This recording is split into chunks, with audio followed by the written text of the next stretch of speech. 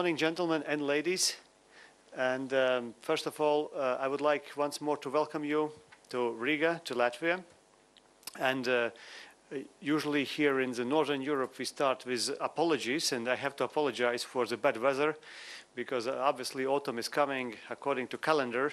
Autumn started on Saturday, so I don't expect anything extremely pleasant outside, but that might be helpful for you to have a little bit more active studies here in this, our Academy of Defense and in Latvia.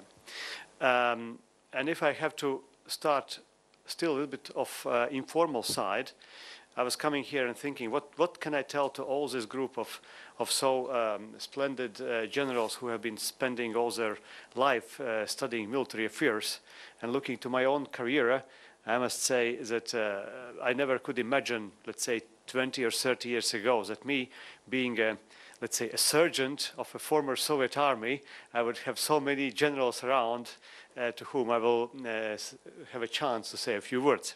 But still, such things happen, and that simply shows what people and what countries can reach during the history. And I'm really very pleased that my country, which now basically is only a little bit more than 20 years again independent, can host so many high-ranking officers from NATO countries, from countries outside the NATO, and that we can really give also you the opportunity to meet each other and exchange with your views, with your knowledge among yourself. And I would say that for Riga and for Latvia and for Baltics, this is a great pleasure that such type of event will continue to happen until 2016. And I'm also extremely pleased that it's not only the officers and military from NATO countries, but also outside the NATO. Because my understanding as a politician is that first, if you are a politician, you should not, only follow the public opinion, but you should try to form the public opinion. Just like I believe also in military affairs, officer is not the one who follows the soldiers, but who guides the soldiers and tells what people in the army should do and how they should do. This is a personal example. And I know also that in our army, about which I'm extremely proud, maybe not about the size, but about the quality, because the Latvian army, in my view, is one of the institutions in my country which during the last 20 years have been going through a very, very intense period of reforms.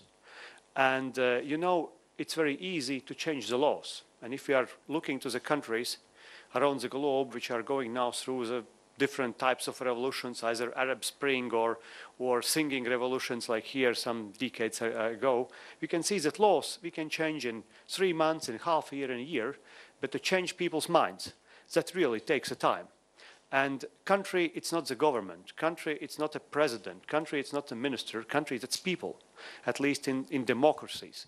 And from that perspective, until people do not change, it's very difficult to make those institutions work, no matter how good laws you have. And I would say that our army, as far as my experience shows, is really one of the institutions which went the most further with all these social reforms. And if I have to compare my personal life experience 25, 30 years ago and today, I would say that I can be not only proud about the conditions and ways how our ordinary soldiers and instructors are serving and living, but also about this huge difference what we can see in our troops here on the place in Latvia, or no matter in what international operations we are participating, be it Kosovo, be it Bosnia-Herzegovina, be it Iraq, or be it Afghanistan.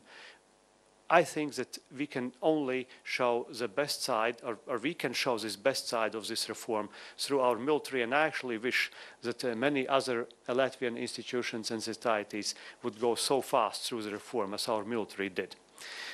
Probably the reason was because we started really second time in our 20th century history from the scratch. So sometimes it's easier to build from the new than to try to reform something.